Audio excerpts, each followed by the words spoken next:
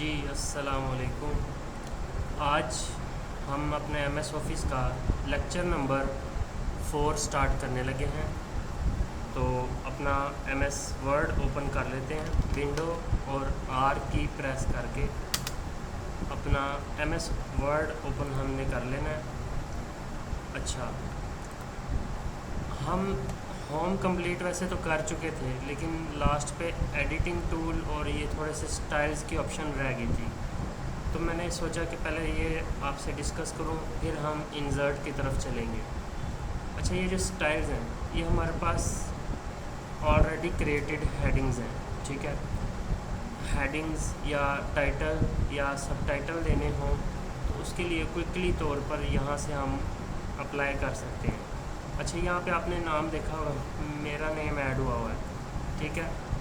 इसको मैंने मैनुअली खुद डिज़ाइन करके ऐड किया है ताकि जब भी कोई हेडिंग क्रिएट करनी हो तो मैं जो खुद से मैंने हेडिंग का फॉर्मेट बनाया है वही मैं अप्लाई करूँ। जैसे अब यहाँ पे मैंने लिखना है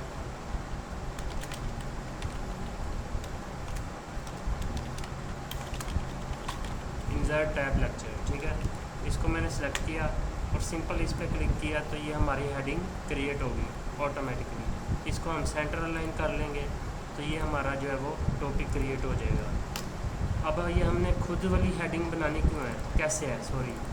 तो अब सबसे पहले मैं इसको आपको बाकी सारी जो है ना वो अप्लाई करके दिखा देता हूँ। यहाँ पे नो स्पेस है, ठीक है। हेडिंग 1, हेडिंग 2, टाइटल, सब टाइटल आपको पता है थोड़ा सा शेड लाइट कलर में होता है, ठीक है। ये आगे बेतहाशा हमारे पास फॉर्मेट्स हैं अप्लाई करने के हेडिंग, ठीक है। यहाँ पे अगर आप क्लिक करेंगे तो अगर आपने अपना कोई स्टाइल बनाना है तो फिर यहाँ पे आप क्लिक करेंगे क्रिएट अ स्टाइल पर, ठीक है। यहाँ पे आप उस स्टाइल को अपना नेम देंगे, ठीक है। जैसे कि मैं यहाँ पे नेम दे देता हूँ इंसर्ट, और इसको अब हमने मॉडिफाई पे क्लिक करना है। मॉडिफाई पे क्लिक करने के बाद किसी भी सेटिंग को आपने नहीं छेड़ना, ठीक है। अब यहाँ पे आपने क्या सिलेक्ट करना है, इसका फ़ॉन्ट स्टाइल। यहाँ से हम कोई भी फ़ॉन्ट स्टाइल जो है वो अप्लाई कर लेते हैं। और इसके बाद आपने बोल्ड भी रखना है, इसको इटैलिक भी अगर करना है, साइज़ इसका क्या रखना है वो मैं यहाँ पे ऐड कर देता हूँ, ठीक है। अंडरलाइन भी अगर करना है तो यहाँ से आप ऐड कर सकते हैं। अब इसको हमने जस्ट ओके पे क्लिक करना है और यहाँ पे आप देखें इंसर्ट के नाम से हमारा स्टाइल जो है वो ऐड हो चुका है, जो कि कुछ इस तरीके का दिखता है, ठीक है। तो ये हमारा स्टाइल्स के अंदर ऑलरेडी क्रिएटेड हेडिंग्स थी। उसके बाद हमारे पास एडिटिंग में यहाँ पे सबसे पहले मैं पैराग्राफ ऐड करता हूँ। तो ये हमारे पास पैराग्राफ ऐड हो गया है। और सॉरी, अब फाइंड में हमारे पास कंट्रोल, बल्कि शॉर्ट की अभी मैं नहीं बताता, हम सिंपल फाइंड पर क्लिक करेंगे तो हम कोई भी वर्ड यहाँ पे टाइप करेंगे तो वो जहाँ जहाँ पर भी पाया जाएगा उसको हम, यानी हमारा सिस्टम जो है वो ऑटोमेटिकली हाईलाइट कर देगा। अब जहाँ जहाँ पे हमारे सिस्टम में यहाँ पे बाकायदा पैराग्राफ्स भी शो होंगे कि यहाँ पर जो है ना वीडियो का नाम शो हो रहा है, ठीक है। उसके बाद रिप्लेस की ऑप्शन आ जाती है कि आपने अगर इस वीडियो की जगह कोई और नेम ऐड करना है, जैसे मैं यहाँ पे ऐड कर देता हूँ कंप्यूटर, ठीक है। तो हम सिंपल रिप्लेस पे क्लिक करेंगे तो 1 बाय 1 रिप्लेस करेगा, और रिप्लेस ऑल करेंगे तो वो टोटल हमें बताएगा कि 4 रिप्लेसमेंट मिली हैं, यानी 4 जगह पर वीडियो यूज़ हो रहा था जिसकी जगह कंप्यूटर ऐड कर दिया है, ठीक है। हम यस करेंगे और ओके कर देंगे, क्लोज़ करेंगे, और जहाँ जहाँ पे हमें वीडियो ऐड हुआ था कंप्यूटर ऐड होकर आ गया है, ठीक है। सिलेक्ट की ऑप्शन में हमारे पास सिलेक्ट ऑल है, वो हम कंट्रोल ए से कर लेंगे। सिलेक्ट ऑब्जेक्ट्स में हमारे पास कोई भी ऑब्जेक्ट ऐड हुए होंगे तो वो हम सिलेक्ट कर लेंगे। तो चलिए अब अपना इंसर्ट टैब जो है वो स्टार्ट करते हैं।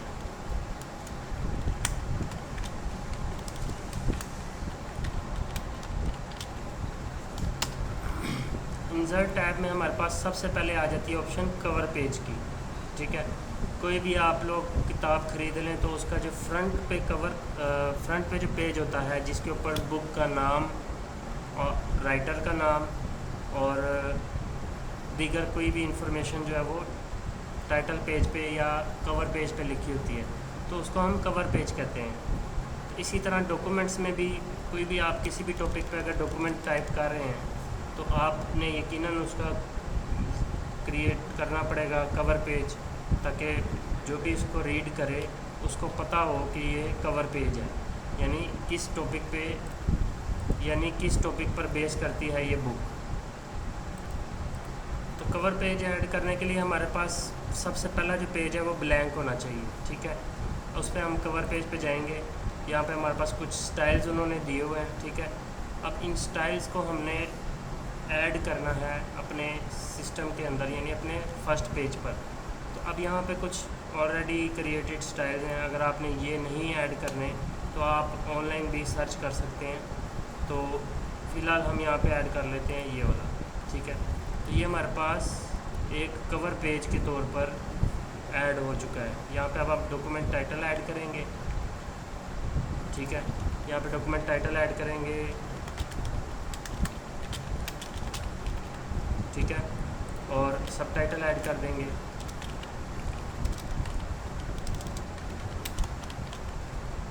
लास्ट पे आपने दीगर जो भी इंफॉर्मेशन ऐड करनी है वो हम यहाँ पे ऐड कर लेंगे।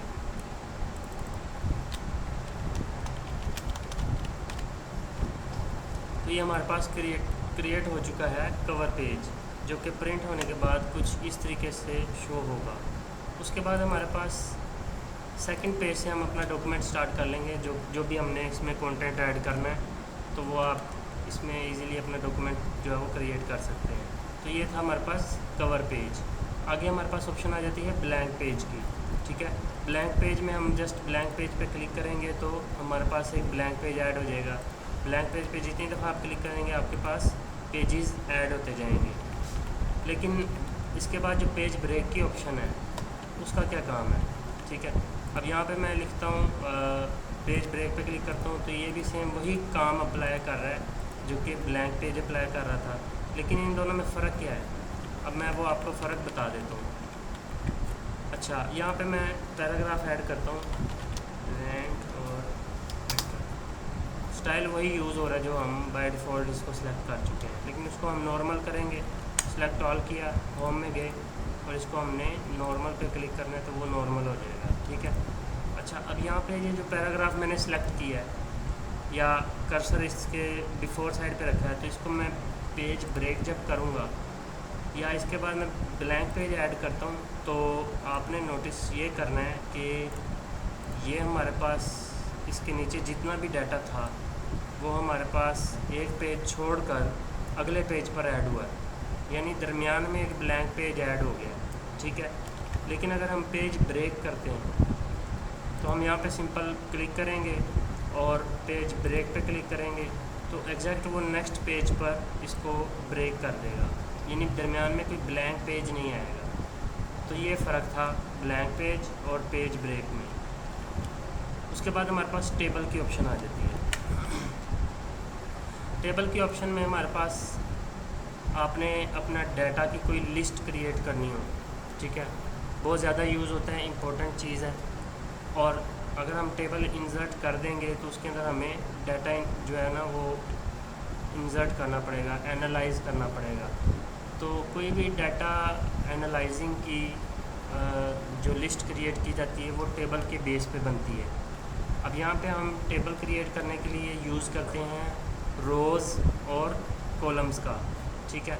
अब यहाँ पे रोज़ और कॉलम्स, रोज़ हमारे पास हॉरिजॉन्टल, कॉलम हमारे पास वर्टिकल।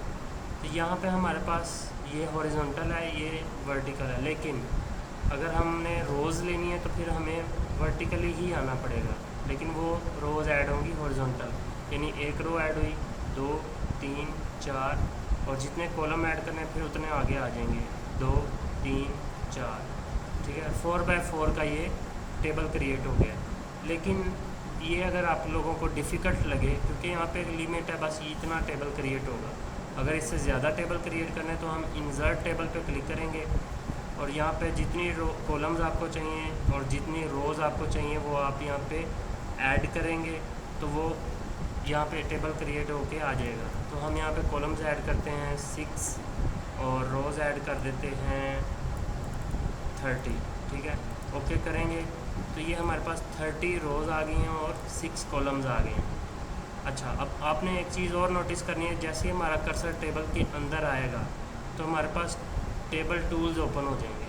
ठीक है, वैसे तो हमारा MS वर्ड जो है वो व्यू तक है, लेकिन उसके बाद डिज़ाइन और लेआउट किसकी ऑप्शन हैं? टेबल टूल्स, जो हमने टेबल इंसर्ट किया है। अगर मैं अपना कर्सर टेबल से बाहर रखता हूँ तो वो ऑप्शंस गायब हो जाएंगी, क्योंकि वो डिपेंड करती हैं टेबल के ऊपर। तो हम जैसे ही टेबल के अंदर आएंगे, ये टेबल की सेटिंग्स या टूल्स ओपन हो जाएंगे। उसमें सबसे पहले डिज़ाइन है और लेआउट है। तो हम सबसे पहले यहाँ पे आज डिज़ाइन डिस्कस कर लेंगे और फिर कल हम लेआउट से स्टार्ट कर लेंगे। ठीक है, डिज़ाइन में हमारे पास ये होता है कि आपने अगर टेबल, वैसे तो अमूमन इसी शेप से, इसी फॉर्मेट से टेबल ऐड हुआ होता है, कोई चेंजिंग करने की ज़रूरत नहीं पड़ती और ना ही इतना टाइम होता है। लेकिन अगर आपने इसमें अपना कोई सेल्फ बेस्ड डॉक्यूमेंट क्रिएट किया है और उसको डिज़ाइन देना चाहते हैं तो हम डिज़ाइन यहाँ से दे सकते हैं। तो यहाँ पे डिज़ाइन देने के लिए यहाँ पे 6 हमारे पास उन्होंने ऑप्शंस दिए हैं, लेकिन वो डिपेंड करती हैं आपके सिलेक्टिव डिज़ाइन पे। ठीक है, मैं सबसे पहले टेबल को सिलेक्ट कर लेता हूँ और यहाँ पे हमारे पास इसके डिज़ाइंस हैं। तो इसमें से हम कोई ऐसा डिज़ाइन चूज़ कर लेते हैं जो कि अप्लाई करे इस सेटिंग्स पर भी। ठीक है, हेडर रो फर्स्ट को मैं सबको हटा देता हूँ। तो ये हमारे पास हटाने के बाद जस्ट ऑरेंज कलर का आउटलाइन आया है। लेकिन अगर हम शेड्स देना चाहते हैं तो हेडर रो, टोटल रो, बैंडेड रोज़, बैंडेड कॉलम, सबको जब मैं सिलेक्ट कर लूँगा तो ओवरऑल हमारे पास ये डिज़ाइन आएगा। ठीक है, अब इसमें से हमारे पास जो शेडिंग की ऑप्शन है वो हमारे पास आ जाती है यहाँ से, लेकिन ये बैंडेड रोज़ और बैंडेड कॉलम्स, ठीक है, ये सारी की सारी शेडिंग ही है। अब आपने अप्लाई करना है स्टाइल कोई भी, तो वो आप जस्ट यहाँ पे सिलेक्ट करेंगे टेबल को और यहाँ से हम अपना डिज़ाइन सेलेक्ट कर लेंगे। अब यहाँ पे हमारे पास प्रिंट में ये और ये कॉलम जो है ये हमारे पास हाइड है, लेकिन इसमें डाटा ऐड करना लाजमी होता है। तो वो डाटा ऐड करने के लिए हमें कैसे पता चलेगा कि ये पहला रो सेल है, ये दूसरा है? ठीक है, उसके लिए हमें बॉर्डर्स की ऑप्शन में उन्होंने एक फैसिलिटी दी है, व्यू ग्रिड लाइंस। इस पर जैसे ही मैं क्लिक करूँगा तो यहाँ पे हमारे पास हेल्पिंग के तौर पे ओवरऑल ही टेबल क्रिएट हो जाएगा, लेकिन वो प्रिंट में नहीं आएगा। प्रिंट में वही डिज़ाइन आएगा जो हमने सेलेक्ट किया होगा। तो ये जस्ट डाटा ऐड करने के लिए हेल्पफुल होता है। अच्छा, उसके बाद हमारे पास शेडिंग की ऑप्शन है। सबसे पहले तो हम अपने नॉर्मल बाय डिफ़ॉल्ट टेबल पे आ जाते हैं। शेडिंग में ये होता है कि हेडिंग जो हमने दी होती हैं टेबल की, उनको हम शेड्स दे देते हैं, या इंपॉर्टेंट जितने भी पॉइंट्स हैं उनको हम कोई ना कोई कलर दे देते हैं। तो वो यहाँ से हम जितने भी सिलेक्ट करेंगे उस पर ये शेड अप्लाई हो जाएगा। लेकिन अगर आपका कोई डिज़ाइन आपको यहाँ से नहीं पसंद आ रहा और आप अपनी मर्ज़ी का डिज़ाइन चूज़ करना चाहते हैं, यहाँ से सबसे पहले उसकी आउटलाइनिंग का कलर चूज़ करेंगे या स्टाइल। डबल लाइन लगानी है, double, single, broad, single, narrow. ठीक है, तो यहाँ से हम डबल लाइन पे क्लिक करते हैं और इसको थोड़ा सा हम ये वाला डिज़ाइन दे देते हैं। ठीक है, यहाँ से हम इसकी गहराई को 3.8 बाय डिफ़ॉल्ट है तो 3.8 रहने देंगे। कलर हम रख लेते हैं इसका रेड। ठीक है, अब ये हमारे पास कर्सर के तौर पे पेन आ गया। इसको हम जहाँ जहाँ पे क्लिक करेंगे वहाँ पे वो डिज़ाइन अप्लाई हो जाएगा, लेकिन ये बहुत सब पे अप्लाई करने के लिए डिफ़िकल्ट होगा। तो ये पूरी इसको हम ड्रैग करेंगे तो ये पूरी अपर रो, अपर बॉर्डर, ये बॉटम बॉर्डर, तो हम इस तरीके से भी स्लो जा रहे हैं। तो आपने सारा का सारा जो है वो अप्लाई करने के लिए सबसे पहले आप पेन बॉर्डर को ख़त्म करें और अपने कर्सर से पूरे टेबल को सिलेक्ट करें। बॉर्डर्स में आपने आने के बाद बॉटम बॉर्डर लगाएंगे तो बॉटम पे एक बॉर्डर लग जाएगा, top, left, right, no border तो कोई बॉर्डर नहीं लगेगा। ऑल बॉर्डर पे जब हम क्लिक करेंगे तो पूरे के पूरे टेबल पे वो डिज़ाइन सेलेक्ट हो जाएगा।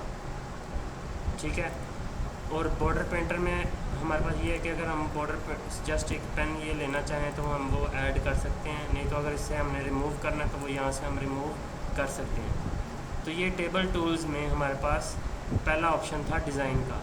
कल हम लेआउट करेंगे। अल्लाह हाफिज़।